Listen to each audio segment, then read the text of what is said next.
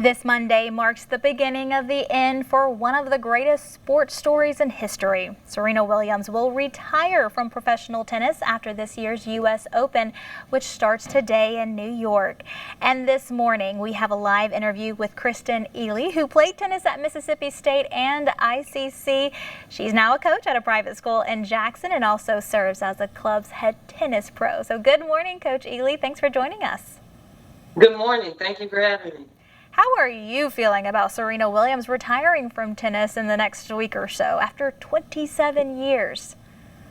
Oh, wow. Well, for being honest, when I first heard the news, I was so distraught. I was heartbroken. It's a bittersweet feeling. So when you think about the Michael Jordans and the Kobe Bryants, you also put Serena in that category as one of the greatest athletes to play their sport. And when she started playing and being on tour is around the time that I started picking up a tennis racket and playing myself. So I was literally growing my tennis game along while she was gaining all of these accolades and winning slams. And so, of course, me as well as probably all of the other young ladies out there were idolizing our tennis game kind of around her. So for her to hang the racket up is just a shock to us. But I've also kind of digressed and just know that if I'm growing up, then so is she. So she's transitioning. So I've healed in the past couple of weeks, so to speak. There you go. And she has such amazing talent. But what else would you say makes her tennis career so special? Well, she does have incredible talent, and you can see that on the tennis court that she's playing. But I think what I see more so is her skill and just her willingness to win, her drive. And she's always been a fighter. So, like I said, growing up playing tennis, I would watch her matches, and I would see her playing against Kim Clijsters and Maria Sharapova and Dementieva and Henin Arden and, of course, the great Venus Williams. And so seeing her skill and her just drive to never quit and come back and win those matches, it made you really see that tennis doesn't have a time limit. And I believe she really made the big statement to just never give up. And she demonstrated that, like I said, 23 plus times on the tennis court. And kind of going back to you and your career growing up in tennis, what impact would you say, you've touched on it a little bit, but what impact would you say that Serena has had on you growing up?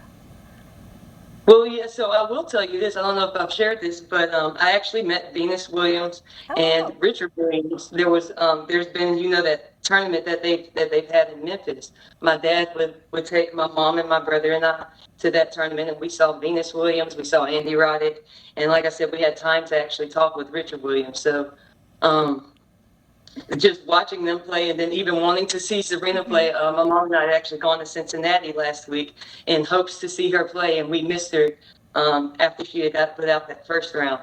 But just seeing how she plays and seeing her fight and her drive, it not only bettered my tennis, but also it kind of transferred into my life as well. And just wanting to never give up and just always fighting. We kind of put time limits as people on things and say that we need things done by this, and this time. But in reality, if we just keep fighting and just keep and never give up, it shows success. It breeds success. And when you look at Serena, Venus, Richard, the whole family, and you're now a coach, how would you say their family or just Serena, have they impacted your coaching style? I believe I've idolized pretty much all of my coaching around, like you said, Richard Williams, Serena's play style, and even her coach, Patrick Moravoglu. I've had a time where I've had to retire and not just competitively play tennis. And when I came to that crossroads of, okay, I'm not playing tennis anymore, but what am I doing? Coaching was not the first thing on my list, but I knew I didn't want to leave the tennis court. So just continuing to watch her play, even when she won the Australian Open in 2017, and we didn't even know that she was with child at the time. It sparked, just a new fire in me. And like I said, I didn't want to leave the tennis court, and just still watching Serena, even through her living her natural life, and even having like the pregnancy scare that she had and health issues, and then coming back and still being able to compete on that high level. just let me know that there was more to tennis than just playing on a professional level or playing competitively. And I'm just grateful that I'm able to pour into the younger players and the younger tennis players the way that Serena was able to, even though she was in a distant way kind of pouring into me. I'm able to directly pour into my students that I currently teach. And I see little Serenas out there. Well, you're certainly making North Mississippi proud, and I know all eyes will be on Serena's last tournament play. So thank you again so much for joining us so early. Thank you. I really appreciate it. And go Serena. I hope she wins this slam. Have a great rest of your day.